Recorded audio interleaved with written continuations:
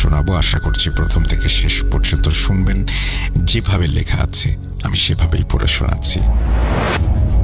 আসসালামু আলাইকুম রাসেল ভাই, কেমন আছেন জিজ্ঞেস করলাম না, কারণ আপনি সবসময়ই ভালো থাকেন এবং ভালোর দলে। আমি ইকবাল কবির, আমার বাড়ি টাঙ্গাইল সদর উপজেলার ভবানীপুর গ্রামে। আমি আপনার শোয়ের একজন পুরনো শ্রোতা। ভূত এফএমের শুরু থেকে শুনি আপনাকে, কিন্তু কোনোদিন ঘটনা পাঠাইনি। আমি বর্তমানে একটি গ্রুপে হিসাব রক্ষণ কর্মকর্তা হিসেবে কর্মরত আছি। কাজের ব্যস্ততায় রেকর্ড করে পাঠাতে চেয়েছিলাম, কিন্তু আপনার কণ্ঠেই ঘটনা বেশি ভয়ঙ্কর সুন্দর লাগে, তাই লিখে পাঠালাম। ভালো লাগলে পড়ে শোনানোর অনুরোধ রইল। সেই সাথে গুছিয়ে লিখতে না পারার জন্য দুঃখিত। আমাদের বাড়ির একটু বর্ণনা দিয়ে নিই। আমাদের বাড়ির পাশে একটি বিল রয়েছে। সেখানে শুকনো মৌসুমে ধান চাষ হয় এবং বর্ষা মৌসুমে পানিতে ডুবে থাকে। আমার বাবা চাচারা 5 ভাই 2 বোন। ঘটনাটি ঘটে আমার দাদির ছোট ভাইয়ের সাথে। তার নাম আব্দুর রহমান। আমরা তাকে নানা ভাই বলেই ডাকতাম। আমার দাদির বাবার বাড়ি আর আমাদের বাড়ি পাশাপাশি গ্রাম, এবং ওই সময়ে আমাদের সাংসারিক প্রয়োজনীয় জিনিসপত্র নির্দিষ্ট হাটের দিন ছাড়া পাওয়া যেত না। আমার আব্দুর রহমান নানা তখন হাট করতেন সিরাজগঞ্জ জেলার এনায়েতপুরে। আমাদের গ্রাম থেকে যমুনা নদী পার হলেই সেই হাট।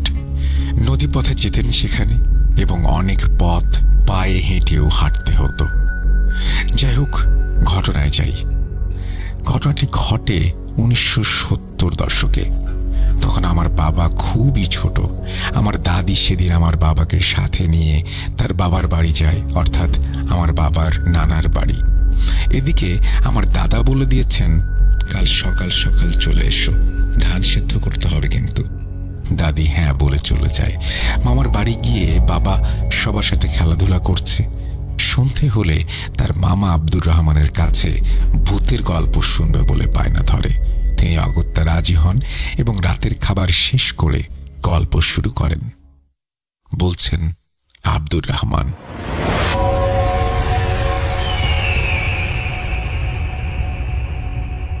শোনো তাহলে, এটা কোনো গল্প না, আমার সাথে ঘটে যাওয়া সত্য একটি ঘটনা। তোর নানা আমাকে সেদিন হাটে পাঠিয়েছিল একটা মাছ ধরা জাল কিনতে। এনায়েতপুরের হাটে জালগুলো খুব ভালো বলে। তো আমি সকালবেলায় বের হই। বাড়ি থেকে তো স্থলচর পর্যন্ত হেঁটেই যেতে হলো, সেখান থেকে নৌকায়। হাটে গিয়ে জালও কিনলাম। জাল কিনে হাট থেকে বের হয়ে নদীর কাছে আসতে আসতে আসরের আজান দিয়ে দিল। নৌকায় উঠলাম, নৌকা ছাড়লো। আবহাওয়াও সুন্দর, আকাশ পরিষ্কার। নৌকায় আস্তে আস্তে বেশ কয়েকজনের সাথে পরিচয় হলো। এ কথা সে কথা বলতে বলতে নৌকা ঘাটে এসে পৌঁছালো। স্থলচর ঘাটে এসে পৌঁছাতে মাগরিবের ওয়াক্ত শেষ হয়ে গেছে। নৌকা থেকে নেমে সবাই হাঁটা দিলাম যে যার গন্তব্যের দিকে। সকলের বাড়ি এক এলাকায় হওয়ায় মাইল 2-3 আসার পর প্রায় সকলেই চলে গেল যার যার বাড়িতে। সবশেষে একজন ব্যক্তি ছিল আমার সাথে। তার বাড়ির কাছে আসলে সে বলল, ভাই, রাতটা আমার বাড়ি থেকে যান, সকালে যেন। বলে রাখা ভালো, সেখানে একটা কথা আছে। সেখান থেকে সেই নানার বাড়ি আসতে আমাদের ধলেশ্বরী নদী পড়বে। যদিও তখন নদীতে পানি ছিল না, মাঝে মাঝে একটু পানি হতো, এবং নদীতে বোরো ধান লাগানো হয়েছিল। না না ভাই, আমি চলে যেতে পারবো, কোনো সমস্যা হবে না। লোকটি অনেক জোরাজুরি করলো থাকতে, এবং আমাকে বলল নদীতে রাতের বেলা নানা ধরনের বিপদ হতে পারে। আমি তার কথায় পাত্তা না দিয়ে তাকে বিদায় দিয়ে চলে আসি, এবং সেই সিদ্ধান্তটাই ছিল আমার সবচেয়ে বড় ভুল। তখন আমি একা, অন্ধকার রাত, বাতাসের সাঁই সাঁই শব্দ, নদীতে লাগানো বোরো ধানের পাতায় বাতাস লেগে এক অদ্ভুত পরিবেশ তৈরি হয়েছে। তখন রাত 10টার মতো বেজে গেছে। আমি হাঁটছি খুব দ্রুত। কিছুক্ষণ হাঁটার পর দেখলাম একটা সাদা ঘোড়া বোরো ধান খাচ্ছে। আমি মনে মনে বললাম, এত কষ্ট করে মানুষ ধান লাগিয়েছে, আর কোন ব্যাককেলেই ঘোড়া ছেড়ে রেখেছে এখানে, আরেকজনের ক্ষতি করছে। তখন আমার মনের ভয়, ডর যাই হোক, কিছুক্ষণ পর দেখি আরো 2টি ঘোড়া একইভাবে ধান খাচ্ছে। আমার খুব রাগ হলো ঘোড়াগুলোর ওপর, কিন্তু কি করব, আমি একা। রাতের বেলায় যদি ধানওয়ালার উপকার করতে যাই, আমার অনেক রাত হয়ে যাবে। আমি আবার হাঁটা দিলাম। সামনে এসে দেখি আরো কতগুলো ঘোড়া একইভাবে ধান খাচ্ছে, এবং ঘোড়াগুলোর দূরত্ব আগের ঘোড়াগুলোর দূরত্বের চেয়ে অনেক কম আমার থেকে। ঘোড়াগুলো একটু কাছাকাছি হওয়ায় আমি লক্ষ্য করলাম ঘোড়াগুলো ধান খাচ্ছে, কিন্তু তাতে ধানের কোনো ক্ষতি হচ্ছে না। অর্থাৎ দেখা যাচ্ছে ধান খাচ্ছে ঠিকই, কিন্তু নষ্ট হচ্ছে না।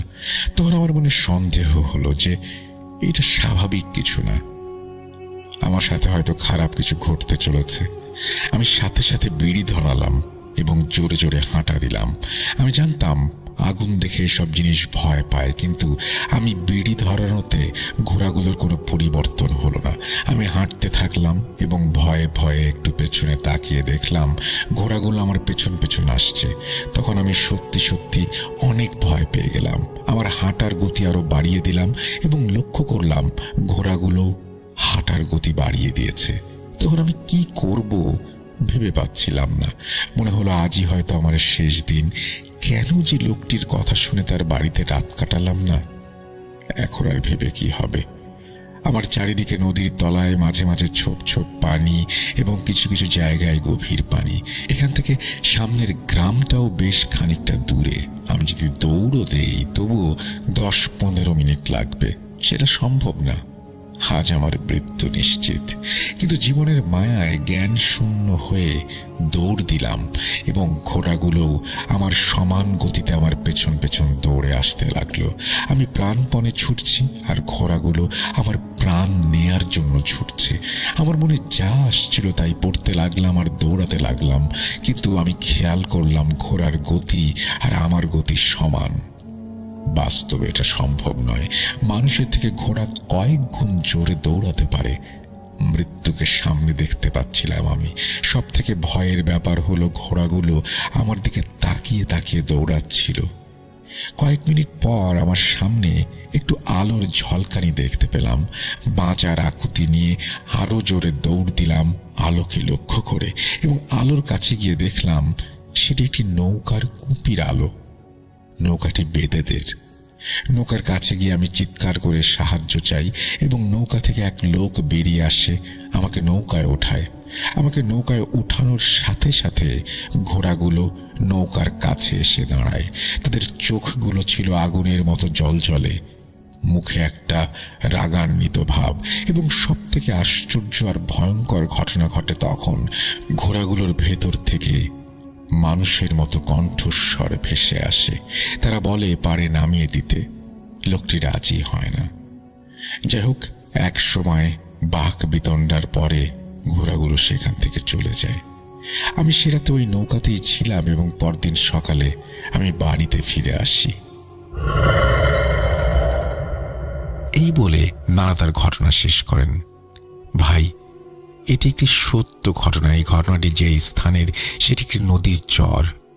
ওই চরে ঘটে যাওয়া এবং আমার জানা আরো অনেক ভয়ঙ্কর এবং সত্য ঘটনা আছে, পরবর্তীতে লিখে পাঠাবো। ভালো থাকবেন। ভূত.com দীর্ঘজীবী হোক। ওকে, ঘটনাটি আপনারা শুনলেন এবং ঘটনা সম্পর্কে যে কোনো মতামত আপনারা কমেন্ট সেকশনে লিখতেও পারেন। আমরা চলে যাচ্ছি আমাদের পরবর্তী ঘটনায়।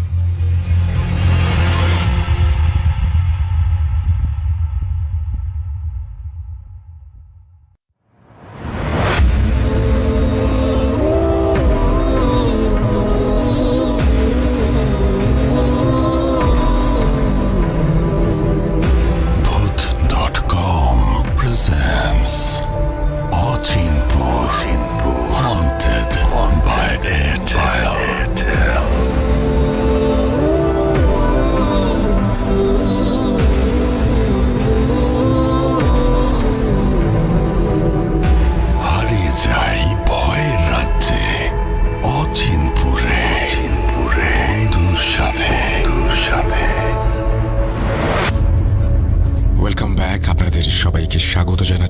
রাসেল। আশা করছি আপনারা সবাই ভালো আছেন এবং ভালোর দলে আছেন। আমিও ভালো আছি আর ভালোর দলে আছি। আপনারা সবাই জানেন যে অচিনপুর আমরা সেই ঘটনাগুলোই প্রচার করি, যে ঘটনাগুলো আপনার বন্ধু আপনার সাথে শেয়ার করেছে বা আপনারা একসাথে এক্সপেরিয়েন্স করেছেন। সেই রকম একটা ঘটনা শোনাবো। চলুন হারিয়ে যাই ভয়ের রাজ্য অচিনপুরে বন্ধুর সাথে। যেভাবে লেখা আছে আমি সেভাবেই পড়ে শোনাচ্ছি। আসসালামু আলাইকুম রাসেল ভাইয়া ও প্রিয় শ্রোতা বন্ধুরা, কেমন আছেন সবাই? আশা করি আল্লাহর রহমতে সবাই অনেক ভালো আছেন, সুস্থ আছেন। আমি সিফাত আলম আপনাদের সাথে নতুন একটি ঘটনা শেয়ার করার জন্য হাজির হয়েছি। আজকের ঘটনাটি আমার বন্ধুর বাবার এক আত্মীয়ের সাথে ঘটে। আপনারা সবাই জানেন সিফাত আলম এবং সাবিত আলম তারা রেগুলার আমাদের জন্য ঘটনা কালেক্ট করে পাঠান, কিন্তু আজকের এই ঘটনাটি তার নিজের, অর্থাৎ তিনিই শুনেছেন তার বন্ধুর কাছ থেকে। চলুন কথা না বাড়িয়ে আমরা শুরু করি। বেশি কথা না বাড়িয়ে সরাসরি চলে যাচ্ছি আজকের ঘটনায়। ঘটনার ভেতরের ভুল ত্রুটিগুলো ক্ষমা সুন্দর দৃষ্টিতে দেখবেন। বলছেন আমার বন্ধুর বাবা।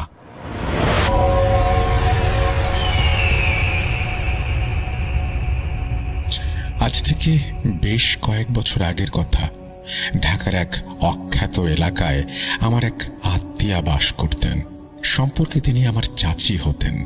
তিনি বেশ গরিব ঘরের একজন মহিলা ছিলেন। তার স্বামীও মারা গিয়েছিলেন ঘটনার কয়েক বছর আগেই, আর 3 ছেলে 5 মেয়ে ছিল তার। এত বড় একটা সংসারের ভরণ পোষণ চালানোটা সত্যিই খুব কঠিন একটা কাজ ছিল তার জন্য। চাচি বেশি লেখাপড়া জানতেন না। তিনি শুধু এতটুকুই পড়েছিলেন যার মাধ্যমে শুধুমাত্র খবরের কাগজ আর বিভিন্ন বইপত্র পড়তে ও বুঝতে পারতেন। কিন্তু তার পড়ার ভীষণ শখ ছিল। কোনো বই, পত্রিকা বা ম্যাগাজিন হাতে পেলেই তিনি তৎক্ষণাৎ তা পড়ায় মগ্ন হয়ে যেতেন। বাচ্চাদের পেট চালানোর জন্য তিনি দিনে সেলাইয়ের কাজ করতেন, সন্ধ্যায় বাচ্চাদের কোরআন পড়াতেন, আর রাতভর পুরনো সব বই ও পত্রিকা পড়তেন। বই আর পত্রিকা পড়ার এই শখ যখন পাগলামির পর্যায়ে চলে গেল, তখন কেউ একজন তাকে পরামর্শ দিল, আপনি যে এখান ওখান থেকে বইপত্র চেয়ে আনেন বা পুরনো কাগজপত্র সব কাগজওয়ালাদের কাছ থেকে কেনেন, তার চেয়ে বরং কিছু টাকা জমিয়ে যদি একটা ঠেলা গাড়ি করে পুরনো বই কিনে আনেন আর ঘরের একটা কামরায় একটা লাইব্রেরি বানিয়ে ফেলেন, তাহলে শুধু যে আপনার বই পড়ার শখই মিটবে তাই নয়, আপনার কিছু আর্থিক উপার্জনও হবে। অনেকেই লাইব্রেরিতে এসে বই পড়তে পারবে। কথাটা চাচির মাথায় ভালোভাবেই ঢুকল। অনেকে তো সহানুভূতির বশেই নিজেদের বাড়ি থেকে পুরনো বইপত্র, ম্যাগাজিন তাকে দিয়ে দিলেন। আশেপাশের সচ্ছল লোকেরা পুরনো কাগজপত্রের সাথে বই বিক্রি না করে চাচিকে দিতে শুরু করলেন। চাচি নিজেও পুরনো ঠেলাগাড়ি থেকে ডজন ডজন বই কিনে আনলেন এবং খুব তাড়াতাড়ি তিনি বেশ ভালো একটা লাইব্রেরি তৈরি করে ফেললেন। তার লাইব্রেরি থেকে অনেক ছেলে মেয়ে ভাড়ায় বই নিয়ে যেত। এভাবে খুব দ্রুতই চাচির একটা স্থায়ী আয়ের ব্যবস্থা হয়ে গেল। এখন শুধু চাচির নিজের পড়ার জন্যই যে বই জুটত তাই নয়, সংসারের চুলও ঠিকঠাক জ্বলতে শুরু করলো। ধীরে ধীরে চাচি তার অন্য সব কাজ ছেড়ে দিলেন আর দিন রাত শুধু বই পড়তে লাগলেন। তার এই শখ এতদূর বাড়ল যে তার বাচ্চারা অতিষ্ঠ হয়ে উঠল। বেচারি মেয়েরাও ঘর সামলাতো, আবার বাইরে খাটুনিও করত, আর চাচিকে প্রায়ই দেখা যেত সারা দিন লাইব্রেরিতে বসে বুঁদ হয়ে আছেন। পড়ার পাশাপাশি বইয়ের পুরনো বাজার খুঁজে খুঁজে অতি পুরনো বই নিয়ে আসাও তার একটা সাংঘাতিক নেশা হয়ে দাঁড়িয়েছিল। এভাবেই এক সময় তিনি লাইব্রেরি চালানো বন্ধ করে দিলেন আর একটা ছোট্ট ঘরে নিজেকে আটকে রেখে দিলেন দিনরাত পুরনো বইয়ের স্তূপের মধ্যে। লাইব্রেরি থেকে আয় রোজগার হতো। চাচিকে এভাবে ঘরে আটকে থাকতে দেখে তার ছেলে এই দায়িত্বটা কাঁধে তুলে নিল আর কোনো মতে দিন কাটাতে লাগলো। কয়েক মাস পরেই অবশ্য চাচির দিনরাত বই পড়া বন্ধ হয়ে গেল। আমি যেহেতু তার বড় ছেলে আহমেদের সমবয়সী ছিলাম, তাই ভাই ছাড়াও সে আমার খুব ভালো বন্ধু ছিল। আমরা প্রতিদিন ওদের বাড়িতে যাওয়া আসা করতাম। তাছাড়া তার এক মেয়ের সাথে আমার সম্পর্কও ছিল। আমার মা তাকে খুব বেশি পছন্দ করতেন। চাচির সব কটি মেয়েই খুব লক্ষ্মী আর সহজ সরল ছিল। সবাই ওদের খুব প্রশংসা করত। আমার মা ওই সময়ই তার 3 মেয়ের জন্য পরপর কয়েকটি ভালো সম্ভ্রান্ত পরিবারে খুব সাদামাটাভাবে বিয়ের ব্যবস্থা করে দিয়েছিলেন। এখন শুধু 2 মেয়ে বাকি, যাদের মধ্যে একজনের সাথে আমার সম্পর্ক। চাচি আবার ঘরের কাজকর্মে মন দিয়েছিলেন। তবে হ্যাঁ, রাতে তিনি তার ছোট্ট ঘরটা বন্ধ করে বই পড়তেন।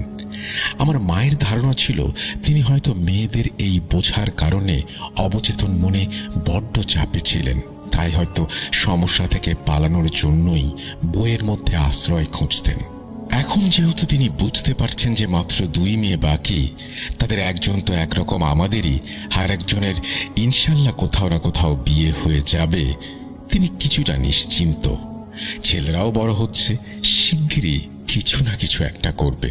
সত্যি চাচি যেই না আবার ঘরের প্রতি মনোযোগী হলেন আর লাইব্রেরিটা সামলাতে শুরু করলেন, পরিস্থিতি যেন হঠাৎ করেই পাল্টে গেল। তার লাইব্রেরিটা হুট করেই খুব চলতে শুরু করলো। পুরনো বইয়ের পাশাপাশি ধীরে ধীরে নতুন বইও আসতে লাগলো। এমনকি ওপরের ক্লাসের কোর্সের এমন সব বইও চলে এলো যা সাধারণ ছাত্রছাত্রীদের পক্ষে কেনা সম্ভব ছিল না। দূর দূরান্ত থেকে অনেক ছেলেমেয়েরা বই কিনতে আসতে লাগলো। তারপর লাইব্রেরির পাশের আরেকটা ঘর ভেঙে চাচি সেটাও লাইব্রেরির সাথে জুড়ে দিলেন, আর সেখানে একটা বড় স্টেশনারি দোকান খুলে বসলেন। অবাক করা ব্যাপার ছিল যে এই শহর জুড়ে ছেলে মেয়েরা, বাচ্চারা এই লাইব্রেরিতে আসতো আর ভাড়ায় বই নেয়ার পাশাপাশি স্কুল কলেজের বই, খাতাপত্রও এখান থেকেই কিনত। চাচির ছেলেরা নিজেদের পড়াশোনা নিয়ে ব্যস্ত হয়ে পড়ল, আর লাইব্রেরি সামলানোর ভার নিল 2-3 জন কর্মচারী। চাচির ঘরে টাকা পয়সার ঢল নামল। সেই পুরনো বাড়িটা এখন এক 3 তলা দালানে পরিণত হয়েছে। ঘরে প্রয়োজনীয় সব জিনিসপত্র চলে এসেছে। বড় ছেলে যে আমার বন্ধু ছিল, সে উচ্চ শিক্ষার জন্য আমেরিকা যাওয়ার প্রস্তুতি নিতে শুরু করলো। কিন্তু চাচি বললেন, আগে 2 বোনের বিয়ে দেই, তারপর যা। আরও একটা কথা বলে রাখি, চাচি বরাবরই বেশ কম কথা বলতেন, কিন্তু যখন থেকে তার ব্যবসা এভাবে বড় হলো, তিনি যেন কথাবার্তা বলা একেবারেই বন্ধ করে দিয়েছিলেন। খুব দরকার না পড়লে কথা বলতেন না, নইলে সারাদিন চুপচাপ থাকতেন আর রাতভর পড়তেন। তার পড়ার ধরনটা ছিল ঠিক এমন যে রাতভর তার ঘরের বাতি জ্বলত, দরজা বন্ধ থাকতো। আমরা বুঝতাম যে চাচি বিছানায় শুয়ে পড়ায় ডুবে আছেন, কারণ এরপর তিনি দিনের বেলা অনেক বেলা পর্যন্ত ঘুমাতেন। তাই চাচি যখন আহমেদকে যেতে বারণ করলেন, তখন আমাদের খুশির কোনো সীমা রইল না। খুব তাড়াতাড়ি বিয়ের প্রস্তুতি হয়ে গেল। কাকতালীয়ভাবে অন্য মেয়েটির জন্য একটা সম্বন্ধ চলে এলো, আর এটাও খুব কাকতালীয় ছিল। যে ছেলেটির সাথে বিয়ে ঠিক হচ্ছিল সে আমারই অফিসে কাজ করত। তার নাম মকবুল। আমাদের দুজনের বিয়ে শেষ পর্যন্ত একই দিনে সম্পন্ন হলো। চাচি বিয়েতে মন খুলে যৌতুক দিলেন, বরং বলা যায় যৌতুকের নামে পুরো একটা ঘরের সব আসবাবপত্র তিনি দিয়ে দিলেন। রান্নাঘর থেকে শুরু করে বসার ঘর পর্যন্ত ঘরটা সেরা সব জিনিসপত্রে ভরিয়ে দিলেন। বিয়ের পর আহমেদ আমেরিকায় চলে গেল। 2 ছোট ছেলেও বিশ্ববিদ্যালয়ে যেতে শুরু করলো, আর চাচি তার পুরনো ঢঙেই জীবন কাটাতে লাগলেন। বিয়ের বছরখানেক পার হয়েছে কি হয়নি, এমন সময়ে চাচি অসুস্থ হয়ে পড়লেন। অনেক দিন পর্যন্ত বোঝাই যায়নি তিনি অসুস্থ। তিনি জেনে শুনেই নিজের এই অসুস্থতা লুকিয়ে রেখেছিলেন, কিন্তু যখন অসুখটা বাড়াবাড়ি পর্যায়ে চলে গেল, তখন বাধ্য হয়ে তাকে ডাক্তারের কাছে যেতে হলো। আমি দেখতাম তার গায়ের রং কেমন ফ্যাকাশে হয়ে গেছে, আর তিনি কিছুই খেতে পারছেন না। আমার অনেক জোরাজুরিতে তিনি গেলেন ঠিকই, কিন্তু আস্তে করে বললেন, বাবা, যত বড় অসুখী হোক না কেন, আমাকে শুধু পড়া থেকে বারণ করো না। বই না পড়ে বেঁচে থাকা আমার পক্ষে সত্যি সম্ভব না। আমি তার এই কথা শুনে হাসলাম, ভাবতে লাগলাম যে কিছু কিছু লোকের বইয়ের প্রতি এমনই নেশা জন্মে যায়। আমি যখন তাকে ডাক্তার দেখালাম তখন জানা গেল যে চাচির লিভারের ক্যান্সার হয়েছে এবং তা ইতোমধ্যেই বেশ ছড়িয়ে পড়েছে। অপারেশন করা সম্ভব ছিল না। জীবনের আর যে কটা দিন বাকি ছিল তা বিশ্রাম আর নিয়ম মেনে চলাতে হবে। আমি সেদিনই আহমেদকে আমেরিকায় ফোন করলাম। সে বোনদের বিয়ের পরপরই আমেরিকা চলে গিয়েছিল। মায়ের অসুস্থতার কথা শুনে সে খুব চিন্তিত হয়ে পড়ল। বলতে লাগলো, ভাই, মা সারা জীবন আমাদের জন্য অনেক কষ্ট করেছেন। আজ আমরা যা কিছু সব তার জন্যই।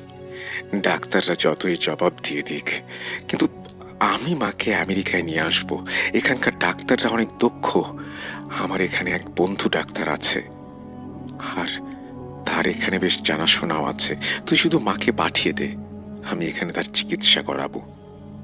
আমি আমার স্ত্রীকে জানালাম আহমেদের এই পরামর্শের কথা। চাচির বাকি মেয়েরাও সবাই খুব চিন্তিত ছিল। সবাই বলল যে আহমেদ ঠিকই বলেছে, তাকে চিকিৎসার জন্য আমেরিকায় পাঠিয়ে দেয়া হোক। চাচি যখন এই সিদ্ধান্তের কথা শুনলেন, তিনি সরাসরি না করে দিলেন। তিনি মাথা চাপড়াতে লাগলেন আর চিৎকার করে বলতে লাগলেন, আমি কোথাও যাব না, আমি এখানেই থাকবো। আল্লাহ আমার কপালে যতদিন আয়ু লিখেছেন তা এখানেই শেষ হবে। আমি এখান থেকে কোথাও যাব না। পুরো বাড়ির সবাই একদিকে আর চাচির জেদ আরেকদিকে। কিন্তু চাচি আর কতক্ষণ বাধা দেবেন? শেষ পর্যন্ত তিনি একটা শর্ত দিলেন যে তিনি শুধু 15 দিনের জন্য আমেরিকা যাবেন, চেক আপ করিয়েই ফিরে আসবেন। সবাই সেই শর্ত মেনে নিল। ভাবল একবার শুধু যান, তারপর তো আহমেদই সব সামলাবে। চাচিকে আমেরিকায় পাঠিয়ে দেয়া হলো। চাচির সব মেয়েরা বাড়িতেই ছিল। আমিও আমার স্ত্রীকে নিয়ে ওখানেই ছিলাম। ভেবেছিলাম চাচির ব্যাপারে কোনো খবর পেলে তারপর সবাই নিজের নিজের বাড়ি ফিরব। আমরা সবাই চাচির সেখানে পৌঁছানোর পর ডাক্তারের রিপোর্টের জন্য অপেক্ষা করছিলাম। এমন সময় সেই রাতে খবর এলো যে চাচি আমেরিকায় পৌঁছানোর সাথে সাথেই ইন্তেকাল করেছেন। ইন্না লিল্লাহি ওয়া ইন্না ইলাইহি রাজিউন। আর আহমেদ তার মরদেহ দেশে আনার জরুরি ব্যবস্থা করছে। বাড়িতে কান্নার রোল পড়ে গেল। আমার স্ত্রী তো কাঁদতে কাঁদতে প্রায় বেহুশ হয়ে পড়েছিল। আমি ফ্রিজ খুলে একটা পানির বোতল বের করতে গেলাম, কিন্তু বোতলটা তোলার বদলে সাথে সাথে হাত থেকে ফেলে দিলাম। পানির বোতলটা এত বেশি গরম ছিল যে আমার হাত পুড়ে গেল। কিছুক্ষণ তো আমি বুঝতেই পারলাম না কি হলো। পরে মনে হলো হয়তো কেউ ফুটন্ত গরম পানি বোতলে ভরে রেখেছে। তারপর যখন ফ্রিজ থেকে আরেকটা বোতল তুলতে গেলাম, সেটাও ঠিক ততটাই গরম ছিল। আমি আমার ছোট শ্যালককে ডাকলাম। সে সাফ বলল, পানি তো কেউ গরম করেনি। তবুও সে তার কান্নাকাটি করা বোনদের জিজ্ঞেস করলো, ফ্রিজে গরম পানি কে রেখেছে? সবাই অস্বীকার করলো। কিছুক্ষণ পর আমার শ্যালক ফ্রিজ থেকে বরফ বের করতে চাইল, কিন্তু এমন মনে হলো যে সে যেন বরফের বদলে জ্বলন্ত কয়লা হাতে তুলে নিয়েছে। সে আমাকে ব্যাপারটা জানালো। আমি বরফ বের করার চেষ্টা করলাম। সত্যি ওটা দেখতে বরফের মতো হলেও ছুতে গেলেই ভীষণ গরম লাগছিল। এটা সত্যি রহস্যময়। একটু পরে ব্যাপারটা মানুষের কাছে একটা তামাশার মতো হয়ে গেল। সবাই ফ্রিজে রাখা বরফ আর পানির বোতল ছুঁয়ে ছুঁয়ে দেখছিল।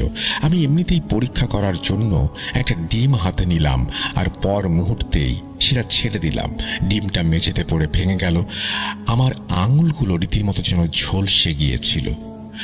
আমরা যখন সবাই ফ্রিজের এই রহস্য নিয়ে ঘাঁটাঘাঁটি করছিলাম, ঠিক তখনই আমার শ্যালিকা বাচ্চাকে দুধ দেওয়ার জন্য রান্নাঘরে গেল। সে দুধের পাত্রটা হাত দিতেই চিৎকার করে উঠল। দুধ সব পড়ে গেল আর সে নিজের হাত ধরে ছটফট করতে লাগলো। তার হাতে এত বেশি জ্বালাপোড়া করছিল, সে ঘাবড়ে গিয়ে পানির কল খুলে দিয়েছিল, কিন্তু পর মুহূর্তেই আবার চিৎকার করে হাত সরিয়ে নিল। কল থেকে ফুটন্ত গরম পানি বের হচ্ছে। সারা বাড়িতে একটা ভয়াবহ আতঙ্ক ছড়িয়ে পড়ল। বেশ কয়েকজন ব্যাপারটা পরীক্ষা করে দেখল ভয়ে দৌড়ে পালালো কোনো কিছু করতে না পেরে। শুধু যে বাড়ির কলগুলো থেকেই ফুটন্ত পানি আসছিল তাই নয়, বরং যে জিনিসেই হাত দেওয়া হচ্ছিল সেটাই কেমন যেন প্রচণ্ড গরম লাগছিল। ঘরগুলোর আলমারিতে রাখা জিনিসপত্র নিজে থেকেই পড়তে শুরু করলো। মনে হচ্ছিল যেন কোনো একটা অদৃশ্য শক্তি তার প্রচণ্ড রাগ প্রকাশ করছে। আপনাদের একটা কথা বলে রাখি, চাচির বাড়িতে এতজন সদস্য থাকা সত্ত্বেও কেউই ঠিকঠাক নামাজ পড়তো না। আমার 3 চাচাতো ভাই শুধু ঈদের দিনে বা জুম্মার নামাজ পড়তে মসজিদে আসতো। মেয়েরাও কখনো নামাজ পড়তো না, এমনকি আমি নিজেও চাচিকে কখনো নামাজ পড়তে দেখিনি। কিন্তু আজ যেহেতু এটা একটা শোকের বাড়ি ছিল, তাই বাড়িতে কোরআন আর জায়নামাজ আনা হয়েছিল। কিছু লোক চাচির মাগফিরাতের জন্য কোরআন পড়ছিলেন। আসর আর মাগরিবের মাঝামাঝি সময় ছিল। অনেকেই মাগরিবের নামাজের জন্য প্রস্তুতি নিচ্ছিলেন। একটা ঘরে জায়নামাজ বিছানো ছিল, কিন্তু যেই আজান হলো আর লোকেরা সেই ঘরে নামাজ পড়তে গেল, সেখানে প্রচণ্ড তাপ অনুভব করলো তারা। সবাই উল্টো পায়ে ঘর থেকে বেরিয়ে এলো। যারা কোরআন পড়ছিলেন তারাও ভীষণ অস্থির হয়ে উঠল, কারণ মেঝেতে আর বসে থাকা যাচ্ছে না। কিছুক্ষণ পরেই ঘরের বাতিগুলো সব ফাটতে শুরু করলো। বাড়িটা অন্ধকারে ডুবে গেল, আর ছায়ার মতো কি সব অশরীরই সারা ঘরে ঘুরে বেড়াতে শুরু করলো। এটা কোনো বানানো গল্প নয়, বরং এক বাস্তব ঘটনা, যা সেখানে উপস্থিত প্রত্যেকটা মানুষ দেখেছে, অনুভব করেছে। আর তারা সবাই আজও সেই দিনের ঘটনার সাক্ষী হয়েই বলবেন সেদিন কি হয়েছিল। লোকেরা এই ভয়াবহ পরিস্থিতি দেখে হুড়োহুড়ি করে দৌড় দিল। দেখতে দেখতে বাড়িটা খালি হয়ে গেল। আমাদের সম্পর্কের এক মুরব্বী, যিনি খুবই ইবাদত বন্দেগী করতেন, প্রায় ঝাড়ফুঁক করতেন, তিনিও চাচির মৃত্যুর খবর শুনে ঠিক সেই সময় এসে পৌঁছালেন যখন লোকেরা আতঙ্কিত হয়ে বাড়ি থেকে পালাচ্ছিল। তিনি এই অবস্থা দেখে এসবের কারণ জিজ্ঞেস করলেন। আমি তাকে সব ঘটনা বিস্তারিত বললাম। তিনি বাড়ির ভেতরে ঢুকলেন, এদিক ওদিক তাকালেন আর মাথা নেড়ে চুপ করে রইলেন। বাড়িতে তখন সন্ধ্যার আবছা আলোটুকু বাকি ছিল। রাতের অন্ধকার গাঢ় হচ্ছিল। ওই মুরব্বী আমার কাছে 3-4টা মোমবাতি আনার জন্য প্রস্তাব দিলেন আর আমাকে বাড়ির বাইরে দাঁড়িয়ে থাকতে বললেন। তিনিও দরজা ধরে বাইরে এসেছিলেন। আমি দৌড়ে গিয়ে মোমবাতি আর ম্যাচ কিনে আনলাম। মুরব্বী এতক্ষণ ধরে কিছু একটা পড়ছিলেন। আমি যখন পৌঁছালাম তখন দেখলাম তিনি এরই মধ্যে পুরো বাড়ি খালি করিয়ে ফেলেছেন। পাড়া প্রতিবেশী এত আগেই পালিয়েছে, এখন বাড়ির লোকেরাও সব বাইরে দাঁড়িয়ে আছে। মুরব্বী, যাকে আমরা সবাই বড় নানা বলে ডাকতাম, তিনি সোজা ঘরের ভেতরে গেলেন আর ঘরগুলোতে মোমবাতিগুলো রাখলেন। অবাক কাণ্ড হলো, বাড়ির সব বাতি তো আগেই ফেটে গিয়েছিল, কিন্তু যখন মোমবাতিগুলো জ্বালানোর চেষ্টা করা হচ্ছিল সেগুলো নিভে যাচ্ছিল। কিন্তু অবাক করা ব্যাপার হলো, বড় নানার আনা মোমবাতিগুলো ঠিকই জ্বলছিল, তবে সেগুলো এমন দপদপ করে জ্বলছিল যেন খুব জোরে বাতাস বইছে, অথচ তখন ছিল প্রচণ্ড ভ্যাপসা গরম। চাচির মৃত্যুর শোক ততক্ষণে সবাই ভুলে গেছে। সবাই এই নতুন আপদটার কথাই ভাবছিল। এখন তো আমার নিজেরও ওই বাড়িতে ভয় লাগছে। ওপরের 2টো তালাই খালি ছিল। বড় নানা কিছুক্ষণ ওই বাড়ির ভেতরে থাকলেন। তিনি একটানা কিছু একটা পড়ছিলেন। আমি আর আমার চাচির 2 বড় ছেলে তার সাথে ছিলাম। কিছুক্ষণ পর বড় নানা বাইরে আসার জন্য ইশারা করলেন। আমরা 3 জন তার পেছন পেছন বেরিয়ে এলাম। বড় নানা বাড়ির দরজায় ফুঁ দিলেন আর তারপর আমাদের ডেকে বললেন, বাবা, আপাতত বাড়িটা বন্ধ করে দাও, কাল দিনে এখানে আসবো, কিন্তু আসার আগে আমাকে কিছু লোকের সাথে দেখা করতে হবে। আমি তো বাবা খুবই সাধারণ মানুষ। মুরব্বীদের কাছ থেকে যেটুকু এলম পেয়েছি তা থেকে আমি বুঝতে পারছি যে এই বাড়িটা অপবিত্র হয়ে গেছে। এটাকে পবিত্র করতে খাটুনি করতে হবে, সাবধান থাকতে হবে। বড় নানাকে তার বাড়ি পৌঁছে দিয়ে আমি 2 ভাইকে নিয়ে নিজের বাড়িতে চলে এলাম। বাড়ির সবাই চাচির মৃত্যুর শোক ভুলে এই বাড়ির রহস্যময় পরিস্থিতির কথা বলছিল।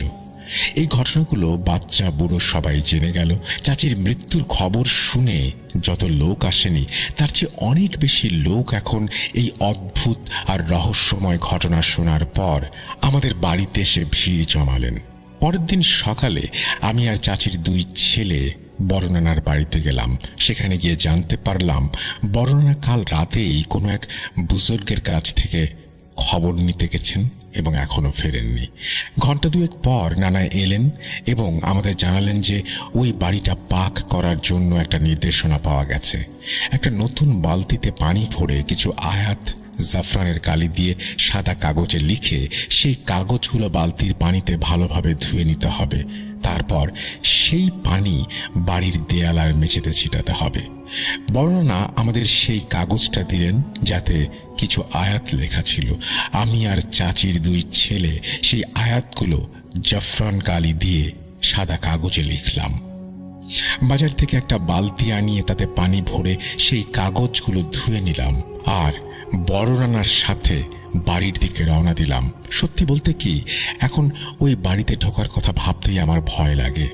বড় রানার কথা অনুযায়ী ওখানে কিছু জিন, মোয়াক্কেল আর বদ আত্মার জঘন্য আসর পড়েছে। এতদিন পর্যন্ত আমি এসব কথা শুধু গল্প কাহিনী আর বইয়ের মধ্যেই পড়েছি বা শুনেছি, কিন্তু বাস্তবেই প্রথমবার এমন কিছুর মুখোমুখি হচ্ছিলাম। আমরা আল্লাহর নাম নিয়ে বাড়ির ভেতরে ঢুকলাম। বাড়ির অবস্থা দেখে মনে হচ্ছিল যেন এখানে কোনো ভয়ঙ্কর লঙ্কা কাণ্ড ঘটে গেছে। ঘরের প্রত্যেকটা জিনিস ওলট পালট হয়ে পড়ে আছে। পর্দাগুলো সব ছেঁড়া খোড়া, যেন কেউ সর্বশক্তি দিয়ে টেনে হিঁচড়ে নামিয়ে ফেলেছে। জায়গায় জায়গায় বাসন কোসন ভাঙা পড়ে আছে, বিছানাপত্র উল্টানো। প্রত্যেকটা জিনিস ঠিক কালকের মতোই আগুনের মতো গরম হয়ে আছে। কলগুলো থেকেও এখনো সেই রকম ফুটন্ত পানি বের হচ্ছে। খাবার দাবার যা ছিল সেগুলো থেকে এমন দুর্গন্ধ বেরোচ্ছিল যেন বছরের পর বছর ধরে পচছে। এছাড়া বাড়িটার মধ্যে একটা অদ্ভুত গুমোট ভুতুরে পরিবেশ ছিল। আমরা ভয়ে ভয়ে প্রথম ঘরটাতে ঢুকলাম। নানা নিজের হাতে 1 মগ পানি ভরে 2 দেয়ালের মাঝের কোণায় ঢেলে দিলেন। পানি পড়ার সাথে সাথেই মনে হলো যেন আমরা দাউ দাউ করে জ্বলতে থাকা আগুনে পানি ঢেলে দিলাম। আগুন নেভার মতোই একটা ছ্যাঁত করে আওয়াজ হলো আর সাথে সাথেই ঘরটা ধোঁয়ায় ভরে গেল। নানা আগেই আমাদের 3 জনের গলায় তাবিজ পরিয়ে দিয়েছিলেন। সেই তাবিজগুলোর জোরেই আমরা কিছুটা সাহস পাচ্ছিলাম, নইলে আমরা 3 জন তো ওখানে এক মুহূর্ত দাঁড়াতে পারতাম না। এই তাবিজগুলো ছাড়াও নানা যদি আমাদের সাথে না থাকতেন তবে আমরা ওই বাড়িতে কোনো অবস্থাতেই ঢুকতে পারতাম না। কিন্তু নানার কারণেই আমরা ভরসা পাচ্ছিলাম। নানা আমাদের আবার পানি ঢালতে ইশারা করলেন। আমরা আল্লাহর নাম নিলাম এবং 1 মগ পানি ভরে সেই একই জায়গায় ঢাললাম। এবারও শুধু যে আওয়াজের সাথে ধোঁয়া বের হলো তাই নয়, বরং মনে হলো যেন 2 দেয়ালের মাঝখানে একটা ফাটল ধরল আর তার ভেতর থেকে কিছু একটা বেরিয়ে দৌড়ে অন্য কোণায় চলে গিয়ে গায়েব হয়ে গেল। সাথে সাথেই ওই ঘরের জানালাগুলোর সব কাঁচ ভেঙে চুরমার হয়ে গেল। নানার সাথে সাথে ঘরের অন্য কোণায় পানি ঢাললেন আর অমনি যেন একটা ভূমিকম্প শুরু হয়ে গেল। পুরো বাড়ি থেকে কাঁচ ভাঙার আর বাসনপত্র গড়িয়ে পড়ার ঝনঝন শব্দ আসতে লাগলো। প্রত্যেকটা ঘরে মনে হলো যেন কেউ জোরে জোরে দৌড়ে বেড়াচ্ছে। তার পায়ের স্পষ্ট শব্দ শোনা যাচ্ছিল। যদিও তখন ভর দুপুর, চারিদিকে আলো ছিল, আমরা 4 জন লোক ছিলাম, তবুও কি যে প্রচণ্ড ভয় আর আতঙ্ক লাগছিল তা বলে বোঝানো যাবে না। কিন্তু তাজ্জব ব্যাপার হলো তখন যখন আমরা 3য় মগ পানি ভরতে গেলাম। গিয়ে দেখি বালতিটাই গায়েব। নানা এদিক ওদিক তাকালেন, খুঁজতে লাগলাম আমরা, কিন্তু বালতিটা কোথাও দেখা গেল না। নানা দৌড়ে বাইরে এলেন। আমরা 3 জন তার পেছনে পেছনে ছুটলাম। এক ঘর থেকে আর এক ঘর, সেখান থেকে 3য় ঘর, সব জায়গায় ঘুরলাম, বালতি নেই। নানা উঠোনে এসে কিছু একটা পড়তে শুরু করলেন। হঠাৎ আমাদের চোখ পড়লো একটা ফুলের টবের ওপর। বালতির হাতলের একটা অংশ দেখা যাচ্ছে। বালতিটা উঠোনের মাটির নিচে যেন অর্ধেকটা পোঁতা। আমরা ভাবলাম বালতিটা হয়তো এখানে কাদা মাটিতে ভরা থাকবে, কিন্তু নানা যেই বালতির হাতল ধরে টান দিলেন, বালতিটা একদম পরিষ্কার পানিসহ মাটির ভেতর থেকে অনায়াসে বেরিয়ে এলো। নানা আবার সেই পানি ঘরের দেয়ালগুলোতে ছেটাতে শুরু করলেন। একসময় সব পানি শেষ হয়ে গেল আর দৃশ্যত কোনো লাভ হলো না। সেদিন আমরা আবার বাড়িটা বন্ধ করে চলে গেলাম। নানা সেই বুজুর্গের কাছ থেকে আবার নির্দেশনা নিয়ে এলেন। এবার নির্দেশনা এলো যে অন্তত 20 বালতি পানি এই 2 দিনের মধ্যে ঢালতে হবে।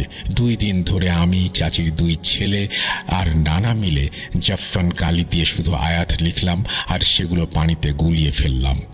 এই কাজটা করার জন্য আমাদের পাশের বাড়ির লোকদের কাছ থেকে অনুমতি নিয়েছিলাম। প্রতিবেশীরাও ভয়ে নিজেদের আত্মীয় স্বজনের বাড়িতে গিয়ে উঠেছিলেন। সেই বুজুর্গের নির্দেশ ছিল যে যখন সব ঘরের দেয়াল ঠান্ডা হয়ে যাবে ঠিক তখনই চাচির ঘরটা খুলতে হবে, তার আগে নয়। চাচির সেই ঘরটা, যেটাতে তিনি সব সময় পড়ায় মগ্ন থাকতেন, সেটা তালা দেয়া ছিল আর চাচি নিজেই সেটা তালা দিয়ে গিয়েছিলেন। 2 দিন ধরে আমরা সেই অসহনীয় পরিবেশের মধ্যে এক নাগারে কাজ চালিয়ে গেলাম। ধীরে ধীরে দেয়ালগুলো থেকে ধোঁয়া ওঠা বন্ধ হয়ে গেল আর ভাঙচুরের পরিমাণও কমে গেল। 19 নম্বর বালতিটা ঢালার পর নানা চাচির ঘরের তালাটা খোলার ব্যবস্থা করলেন, অর্থাৎ 20 নম্বর বালতিটা ভালো করে তৈরি করিয়ে সেই ঘরে ঢুকলেন। আমি এই প্রথমবার ঘরটা দেখলাম। চাচির পুরো বাড়িটা নতুন করে বানানো হলেও এই ঘরটা ঠিক আগের মতোই ভাঙাচোরা অবস্থায় ছিল। ঘরটার ভেতরে কেমন যেন অন্ধকার আর দম বন্ধ করা একটা পরিবেশ। সামনে থেকে একটা পুরনো আমলের তাক দেখা যাচ্ছিল, তাতে 2-4টে খুব পুরনো আর জীর্ণ শীর্ণ বই রাখা। সেগুলোতে রহস্যময় বিভিন্ন বিদ্যা সম্পর্কে কিছু লেখা ছিল। তাকটার পাশেই ছিল চাচির বিছানা। বিছানা সরিয়ে দেয়ালে পানি ঢালতে যেতেই সেখান থেকে একটা পুরনো খুলি আর কিছু হাড়গোড় বেরিয়ে এলো, যেগুলো নিঃসন্দেহে মানুষের হাড় ছিল। নানা তাড়াতাড়ি করে ঘরের 4 কোণায় আর দেয়ালে পানি ছিটিয়ে দিলেন। পানি ঢালার সাথে সাথেই বাড়িটা আরেকবার যেন ভূমিকম্পের মতো দুলে উঠল। এবার আর ভাঙচুর নয়, সোজা বাড়ির প্রত্যেকটা জিনিসে আগুন ধরে গেল। আমরা কোনো মতে বাইরে বেরিয়ে এলাম আর সেই জ্বলন্ত বাড়িটার দিকে তাকিয়ে রইলাম। অবাক করা ব্যাপার হলো, বাড়ির সব জিনিসপত্র পুড়ে ছাই হয়ে গিয়েছিল, কিন্তু যেগুলো চাচির পুরনো আমলের জিনিস ছিল, লাইব্রেরি বানানোর আগেও সেগুলো সব অক্ষত ছিল। আর চাচি অনেক কষ্ট করে কাজ করে নিজের হাতে যা কিছু বানিয়েছিলেন সেগুলো অক্ষত ছিল, পড়েনি। আগুন যখন পুরোপুরি নিভে গেল তখন নানা আমাদের সবটা বুঝিয়ে বললেন, তোমাদের চাচি পুরনো বইয়ের মধ্যে এমন কোনো বই পেয়েছিলেন যাতে সিফলি ইলম, যাকে বলা হয় কালো জাদু বা শয়তানি বিদ্যা, সেটা পেয়েছিলেন। চাচি শুধু সেই বিদ্যা পড়েই ক্ষান্ত হননি, সেটার উপর আমলও শুরু করেছিলেন। এই ব্যাপারে সে এক শয়তান সাধকের সাথেও যোগাযোগ করেছিলেন, যে কিনা এই বিদ্যায় পারদর্শী ছিল। তারপর তোমাদের চাচি তার শিষ্যত্ব গ্রহণ করেন একটা বড় ধরনের শয়তানি আমল থেকে। এই কারণেই তার স্বাস্থ্য দিন দিন ভেঙে পড়ছিল। কিন্তু সেই আমলটা শেষ হতে আর মাত্র কয়েক মাস বাকি ছিল। আর কয়েক মাস পার হলেই চাচি নিজেও এই বড় সিফলি বিদ্যার বিশেষজ্ঞ হয়ে উঠতেন। সে এই সমস্ত ধন সম্পদ আর বিলাসবহুল জীবন ওই কালো জাদুর মাধ্যমেই অর্জন করেছিলেন। আর ওই কালো জাদুর কারসাজিতেই বাড়িটা মোয়াক্কেল, জিন আর বদ আত্মাদের আস্তানায় পরিণত হয়েছিল। কারণ প্রত্যেকটা সিফলি আমলেরই নিজস্ব মোয়াক্কেল আর জিন থাকে। তার ওপর এই বাড়িতে কখনো কেউ নামাজ বা কোরআন পড়েনি, কিন্তু যেই চাচির মৃত্যুর পর তার মাগফিরাতের জন্য কোরআন পড়া শুরু হলো, অমনি এই জিন, মোয়াক্কেল আর বদ আত্মাগুলো সব অস্থির হয়ে উঠল। আর দ্বিতীয় কারণটা হলো, চাচি ওই জিনিসগুলোকে নিজের আমল দিয়ে বশ করে রেখেছিলেন। যখন সেই আমলটা থেমে গেল তখন ওগুলো মুক্ত হয়ে গেল আর চাচির ঘর থেকে বেরিয়ে এসে পুরো বাড়ির দখল নিল। এসব শুনে আমরা সবাই থ হয়ে যাই। ভয়ে ভয়ে দুরু দুরু বুক নিয়ে আমরা বাড়ি চলে আসি। সেই রাতেরই ঘটনা, যেদিন চাচির বাড়িতে আগুন লেগেছিল সেদিন আমার বাড়িতেও আমার স্ত্রীর নিয়ে আসা যৌতুকের জিনিসপত্রগুলোতেও আগুন ধরে যায়। কারণ এই যৌতুকও চাচির ওই সিফলি বিদ্যার টাকায় কেনা। আমি প্রথমে ভেবেছিলাম হয়তো এটা কোনো সামান্য দুর্ঘটনা, কিন্তু পরে জানতে পারি ওই একই রাতে আমার ভাইরা মকবুলের বাড়িতেও আগুন লেগেছিল। কিন্তু আমরা দুজনেই শেষমেশ ঠিক করলাম যে এই বিষয়টা নিয়ে আর আলোচনা করব না, পাছে লোকে আবার আমাদের বাড়িতে আসতেও ভয় পায়। চাচির সেই বাড়িটা আজও পরিত্যক্ত অবস্থায় পড়ে আছে। না সেটা কেউ কেনে, আর না চাচির ছেলেরা সেটা মেরামত করার জন্য সেখানে থাকার পক্ষে। আসলে যারা এসব উল্টাপাল্টা আমল বা তন্ত্রমন্ত্র করে তারা তো নিজেরাই বরবাদ হয় না, তার সাথে পরিবারটাকেও বরবাদ করে যায়। আল্লাহ আমাদের সবাইকে হেফাজত করুন, আমিন। এই বলেই সিফাত আলম তার ঘটনা শেষ করেছেন। আশা করছি এই ঘটনাটি আপনাদের ভালো লেগেছে। যদি ভালো লাগে অবশ্যই আমাদের জানাবেন। আমরা চলে যাব আমাদের পরবর্তী ঘটনায়।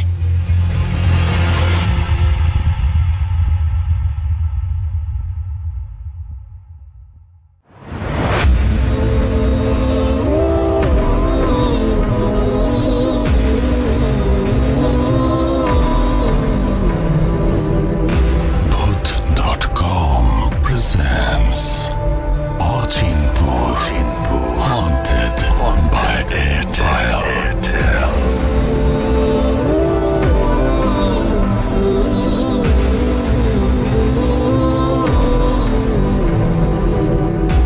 হারিয়ে যাই ভয়ের রাজ্যে অচিনপুরে বন্ধুর সাথে।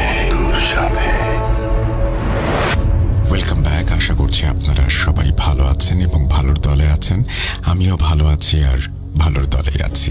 যেভাবে লেখা আছে সেভাবেই পড়ে শোনাচ্ছি। আসসালামু আলাইকুম রাসেল ভাই ও প্রিয় লিসেনার্স, আশা করি সবাই ভালো আছেন। আমার নাম আবির এবং বর্তমানে সাভারের গ্যান্ডা অঞ্চলে বসবাস করছি। আমি এর আগেও একটা ঘটনা লিখে পাঠিয়েছিলাম এবং হয়তো কোনো কারণবশত সেটা সিলেক্টেড হয়নি। এতে একটু মন খারাপ হয়েছিল, তবে আবারও নতুন উদ্যমে আর একটা ঘটনা লিখতে বসলাম। ঘটনাটা আমার এবং আমার বন্ধুর সাথে ঘটা। বেশি কথা না বাড়িয়ে ঘটনায় যাওয়া যাক। সালটা ছিল 2016 বা 17। ক্যালেন্ডারে দিনটা ঠিক স্পষ্ট মনে নেই। নভেম্বরেরই কোনো একটা দিন। সেদিন আমাদের এলাকার আলেম সমাজের উদ্যোগে একটা ইসলামিক সমাবেশ আয়োজিত হয়েছিল এবং সেটা আমাদের বাড়ির পাশেই বাজারে অনুষ্ঠিত হয়েছিল। প্রসঙ্গত উল্লেখ করে রাখি, ঘটনাটা আমার গ্রামে ঘটা, যেটা সিরাজগঞ্জ জেলার সালঙ্গা থানায় অবস্থিত।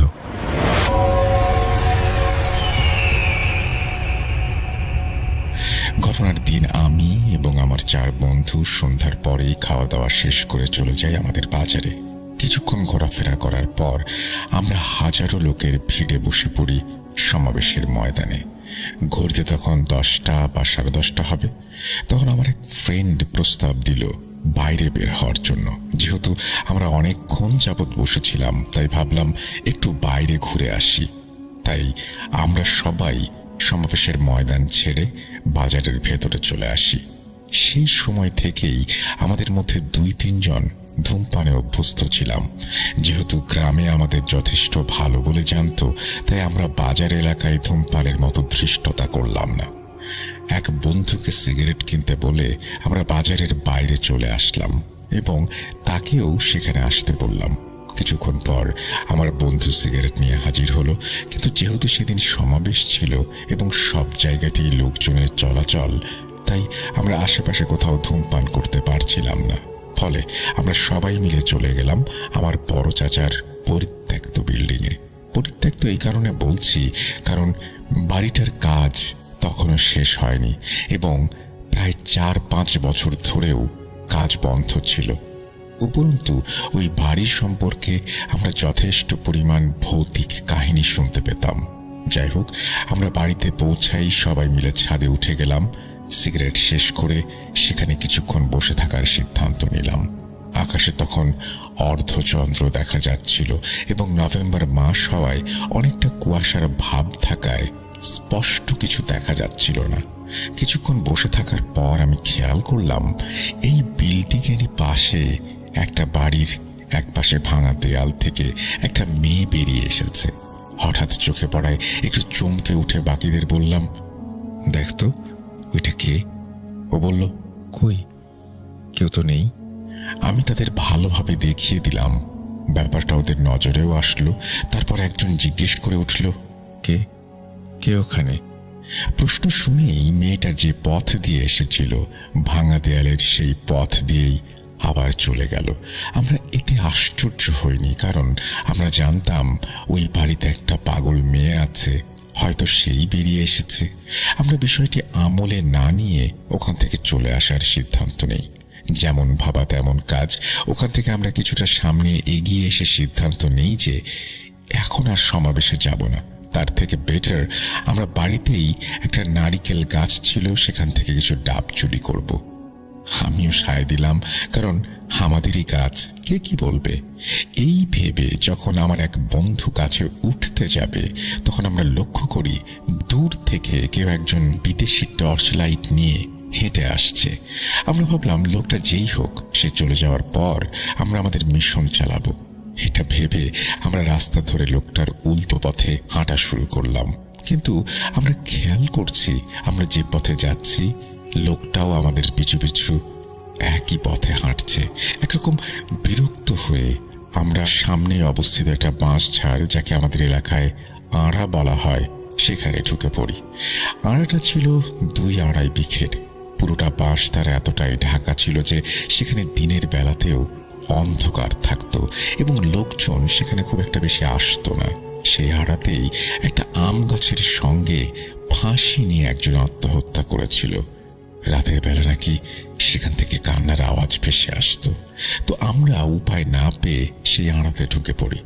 ঢোকা মাত্রই মনে হলো আমরা যেন অন্য জগতে চলে এসেছি। জায়গাটা তুলনামূলক বেশি ঠান্ডা এবং চারপাশে ঘুটঘুটে অন্ধকার। সবচেয়ে অবাক করা বিষয় হলো যে আড়াটার চারপাশ থেকেই বাঁশঝাড়ে ঘেরা। সেখানে অনবরত কাঁপুনি ধরনের একটা ঠান্ডা বাতাস বয়ে চলেছে। জঙ্গলে ঢুকেই আমরা সাময়িক সময়ের জন্য উঁচু একটা মাটির ঢিবির ওপরে বসি। 1 মিনিটের জন্য বসার পর আমি ওদের বললাম, তোরা এখানে দাঁড়া, আমি একটু ওয়াশরুম থেকে আসছি। এই 2-4 কদম দূরেই আমি গিয়েছিলাম। 30 সেকেন্ড পর আমি ওদের বললাম, চল এবার বেরোনো যাক, লোকটা হয়তো চলে গেছে। কিন্তু কারো কোনো সারা শব্দ নেই। আমি আশ্চর্য হয়ে ওদের চারপাশে খুঁজতে থাকলাম। আশেপাশে কারো অস্তিত্বও নেই। চারিদিকে ঘুটঘুটে অন্ধকার। ফোনের বাটন চেপে দেখি ফোনের ব্যাটারি শেষ। তখন আমি একটা বাটন ফোন ব্যবহার করতাম, যার কোনো ফ্ল্যাশ লাইট ছিল না। প্রায় 1 মিনিট খোঁজাখুঁজির পর আমি বিরক্ত হয়ে বললাম, থাক, তোরা মজা নিয়ে থাক, আমি চললাম আমার মতো। বলেই আমি বারবার ফোন অন করতে লাগলাম এবং অন হওয়ার সময় যে সামান্য আলো হয়, সেই আলোতেই কোনো রকমে আড়া থেকে বের হয়ে অন্ধের মতো সামনে দিয়ে বাড়ি চলে এলাম। বলে রাখি, সেখান থেকে আমার বাড়ি খুব দূরে নয় এবং আমার বাড়ি থেকে আড়ার পেছনের অংশ স্পষ্ট দেখা যেত। আমি আমার বাড়িতে উঠে যাব, ঠিক সেই সময় আমার চোখ পড়ে আড়ার ওই পেছনের অংশে, যার একটু পশ্চিমে ছিল একটা নদী। দেখতে পেলাম সেখানে 3 থেকে 4 জন লাইট দিয়ে নদীর দিকে হেঁটে যাচ্ছে। আমি আমার বন্ধুরা হবে ভেবে সেদিকে যাওয়ার জন্য যখন পা বাড়াবো, তখনই আমার বাড়ির 4-5টা কুকুর আমাকে ঘিরে ধরলো, ঘেউ ঘেউ করতে শুরু করলো। আমি যতই সামনে যাওয়ার চেষ্টা করছিলাম, তারা ততই আমাকে ঘিরে ধরছিল, যেন বলছিল, যাই হয়ে যাক না কেন, আমরা তোমাকে ওদিকে যেতে দেব না। কিছুক্ষণ পর আলোগুলো হঠাৎ উধাও হয়ে যায়। তখন আমি একটু ভয় পাই এবং বাড়ি এসে শুয়ে পড়ি। বলে রাখি, নদীর ওই পাশটায় 40 থেকে 50 মিটারের ব্যবধানে 2টি তাল গাছ আছে। বলা হয়ে থাকে একটা বিশাল দেহী বাউল লোক হাতে একতারা নিয়ে ওই 2 তাল গাছে 2 পা দিয়ে দাঁড়িয়ে থাকে। রাতের বেলা তাল পড়ার শব্দ শুনে কেউ তাল কুড়োতে গেলে হাতে নিয়ে দেখতে পায় তালের বদলে চলে এসেছে মানুষের মাথার খুলি। এরকম অভিজ্ঞতা অনেকেরই হয়েছে বলে আমরা শুনেছি। যাই হোক, আমি শুয়ে শুয়ে ভাবছিলাম, ওরা আমার সাথে এমন করতে পারলো। মজা করার 1000 পদ্ধতি থাকতে পারে, কিন্তু এটা কেমন মজা? এসব ভাবতে ভাবতে একটু পর একটা ডাক শুনতে পেলাম। হ্যাঁ, এটা আমার বন্ধুর গলা। 3 বার ডাক দেওয়ার পর আমি উত্তর দিলাম, হ্যাঁ বল। বাসায় আসছিস? হ্যাঁ, চলে এসেছি। আচ্ছা থাক, কাল দেখা হবে। পরের দিন বিকেলে ওদের সাথে দেখা হওয়া মাত্রই আমাকে বেধড়ক মারধর শুরু করলো ওরা। কিছু বুঝে ওঠার আগে আমি বললাম, মারছিস কেন? মার তো তোদের খাওয়া উচিত। কি করেছিস মনে নেই? ওরা বলল, আমরা করেছি? তুই করেছিস আমাদের সাথে। আমি কিছু বুঝে উঠতে না পেরে জিজ্ঞেস করলাম, আমি কি করেছি? তখন ওদের একজন বলল, শোন তাহলে কি করেছিস। তুই চলে যাওয়ার 20 থেকে 25 সেকেন্ড পরেই আমরা তোকে বললাম আমরা নদীর দিকে যাচ্ছি, তুই তাড়াতাড়ি চলে আয়। খুব বেশি হলে 30 সেকেন্ড পর আমি দেখি তুই পিছনে নেই। আমরা তোকে খোঁজার জন্য পেছনে হাঁটা শুরু করলাম। দেখলাম যে লোকটা আমাদের পিছু নিচ্ছিল সে তখন ওই তাল গাছের নিচে তার লাইট নিয়ে এসে থামল। তার একটু পরেই আলোসহ গায়েব হয়ে গেল। এটা দেখে ভয়ে আমরা পুরো আড়া তন্ন তন্ন করে খুঁজলাম, কিন্তু তোকে পেলাম না। শেষমেশ ব্যর্থ হয়ে যখন আড়া থেকে বের হতে যাব তখন আমাদের সামনে বিকট আওয়াজ করে একটা বাঁশ ভেঙে পড়ল। মুরব্বীরা বলেছিল এভাবে কোনো বাঁশ বা গাছের ডাল সামনে পড়লে তার নিচে বা ওপরে কোনো দিক দিয়ে যাওয়া যাবে না, হয় উল্টো পথে যেতে হবে, না হলে পাশ কেটে যেতে হবে। আমরা উল্টো পথে যাওয়ার সাহস পাইনি, কারণ সেদিকেই রয়েছে সেই জোড়া তাল গাছ। দোয়া কালাম যা পারি পড়তে থাকলাম, কিন্তু সামনে যাওয়ার সাহস পাচ্ছি না। কিছুক্ষণ পর হঠাৎ বাঁশ সোজা হয়ে গেল। দেখি পাশ দিয়ে দুজন মানুষ যাচ্ছে। আমরা সাহস পেয়ে দৌড়ে সেখান থেকে বের হয়ে আসি আর তোর বাড়িতে গিয়ে তোকে ডাক দেই। আমি অবাক হয়ে বললাম, তোরা 30 সেকেন্ড পরেই ফিরে এলি, আর আমি 1 মিনিট ধরে তোদের খুঁজলাম। আমার অঙ্ক মতে আমরা একই জায়গায় ছিলাম আর আমাদের দেখা হওয়ার কথাও ছিল, কিন্তু বাস্তবে আমাদের আর দেখা হয়নি। হিসাবটা আমি আজও মিলাতে পারিনি। যাই হোক, সেদিন সিদ্ধান্ত হলো যে আমরা আর বেশি রাত পর্যন্ত বাইরে থাকবো না। ঠিক সেদিন রাতেই আমার গার্লফ্রেন্ড আমাকে মেসেজ দিল এবং বলল তার পারিবারিক সমস্যার কারণে সে অনেক মানসিক অশান্তিতে আছে এবং আমার সাথে দেখা করতে চায়। আমি কোনোভাবেই তাকে বোঝাতে না পেরে তার বাড়ির পাশে যাওয়ার সিদ্ধান্ত নেই। গতদিনের ঘটনা মনে থাকলেও বন্ধুদের ডাকার সাহস হয়নি, কারণ তারা পরিষ্কার মানা করে দিয়েছে রাতে আর বের হবে না। আমার গার্লফ্রেন্ডের বাড়ি যেতে হলে নদী পার হয়ে যেতে হতো। নদীতে তখন পানি কম থাকলেও নৌকা দিয়ে পার হতে হতো। নদীর এপার থেকে ওপার পর্যন্ত দড়ি টানানো থাকতো এবং সেই দড়ি ধরেই নৌকা টেনে টেনে পার হতে হতো। আমি রাত 12টার দিকে একা একাই তার বাড়ির পাশে চলে গেলাম। দাঁড়িয়ে কথা বলছিলাম, তাকে সান্ত্বনা দিচ্ছিলাম। যেখানে দাঁড়িয়েছিলাম ওখান থেকে নদীটা পরিষ্কারভাবে দেখা যেত। আমি নদীর দিকে তাকিয়েই তার সঙ্গে কথা বলছিলাম। ঠিক সেই সময় দেখি একটা লোক নদীর পাড় বেয়ে নদীতে নেমে এলো। হালকা চাঁদের আলোয় একটা মানুষের আকৃতি অনেক স্পষ্টভাবেই বোঝা যাচ্ছিল। নদীতে নেমেই লোকটা পানিতে ডুব দিল। আমি তাকিয়ে দেখছি আর কথা বলছি। কিছুক্ষণ পর হঠাৎ করে মনে হলো যে লোকটা ডুব দিয়েছে, সে আর ওঠেনি। এমনি তার কোনো চিহ্নও নেই। আমি ভাবলাম হয়তো লোকটার কিছু একটা হয়ে গেছে, তাই সে আর পানি থেকে উঠতে পারেনি। আমার দেখা উচিত বিষয়টা, কিন্তু আমার গার্লফ্রেন্ডকে তো নিয়ে যাওয়া সম্ভব নয়। তাই তাকে বাড়ি পাঠিয়ে দিয়ে আমি সেদিকে হাঁটা শুরু করলাম। খানিক দূর এগোনোর পরেই মনে হলো লোকটার যদি কিছু হয়ে গিয়ে থাকে তাহলে সে তো লাফালাফি বা ছাপাছাপি করত, কিন্তু এমন কিছু তো দেখলাম না। তাহলে কি পথ ভুলে হাঁটছি? হ্যাঁ, হয়তো ভুল পথেই হাঁটছি। গতদিনের কথাটা হঠাৎ মাথায় নাড়া দিল, আর এগোনোর সাহস পেলাম না। পথ পাল্টে চলতে লাগলাম ঘাটের দিকে। নৌকা নেই, কেউ একজন অপর পাড়ে নিয়ে গেছে। এত রাতে একটাই উপায়, বন্ধুদের কল করা। অনেক চিন্তা ভাবনা করে উপায় না পেয়ে তাদের কল দিয়ে আসতে বললাম। একটু বকাবাজি করে তারা বলল সবাই এক হয়ে আসবে, ততক্ষণ আমাকে একাই থাকতে হবে। ঘাটের ওপরেই কয়েকটা বাড়ি থাকায় খুব একটা ভয় কাজ করছিল না, তবে পাশেই ছিল শ্মশান ঘাট। বারবার ওইদিকে চোখ পড়তেই ঘাটে কেমন শিরশির করে উঠছিল। 15 থেকে 20 মিনিট পর বন্ধুদের উপস্থিতি টের পেলাম। তারা নৌকায় উঠে দড়ি টানা শুরু করলো। আমি স্বস্তির নিঃশ্বাস ফেললাম। এবার এসে আমাকে বলল নৌকায় উঠতে। আমি উঠে পড়লাম এবং তারা রীতিমতো আমায় বকাবকি শুরু করলো। আমি তাদের সমস্ত পরিস্থিতি বুঝিয়ে সব কথা খুলে বললাম, কিন্তু তাদের বিশ্বাসের অনেকটাই অভাব। তারা আমায় বোঝালো যে সেটা আমার মনের ভুল, গতকালকের একটা রেশ এখনো থেকে গেছে। আমি বিষয়টা মেনে নিলাম, কারণ আমরা যতগুলো বন্ধু নৌকাতে ছিলাম সবাই ছিলাম প্রচুর সাহসী। আমাদের সবার এক এক অবস্থান বা শ্মশানের পাশ দিয়ে রাতের বেলায় চলাচলের অভ্যেস আছে। হঠাৎ নদীর মাঝখানে আমাদের থেকে কিছুটা দূরে পানিতে একটা বিকট শব্দ হলো।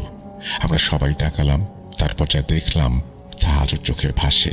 প্রায় 10 ফিটের মতো ব্যাসার্ধ নিয়ে একটা গোলাকার জায়গায় বিশাল ঢেউ সৃষ্টি হয়েছে এবং সেখানে কালো আকৃতির একটা বিশাল বস্তু পানির নিচে নেচে বেড়াচ্ছে।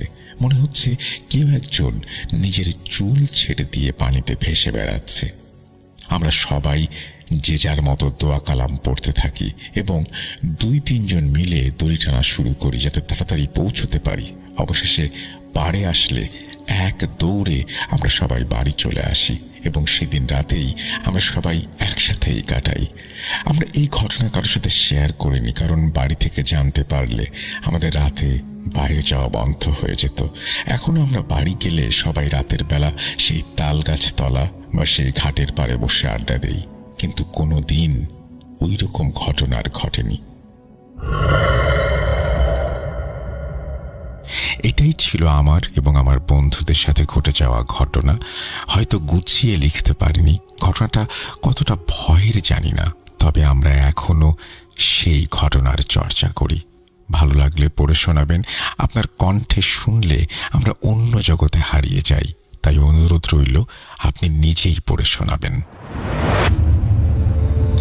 এই বলেই তিনি তার ঘটনা শেষ করেছেন। যদি ঘটনাটি ভালো লাগে অবশ্যই আমাদের জানাবেন। আমাদের ইমেল অ্যাড্রেস russell.bro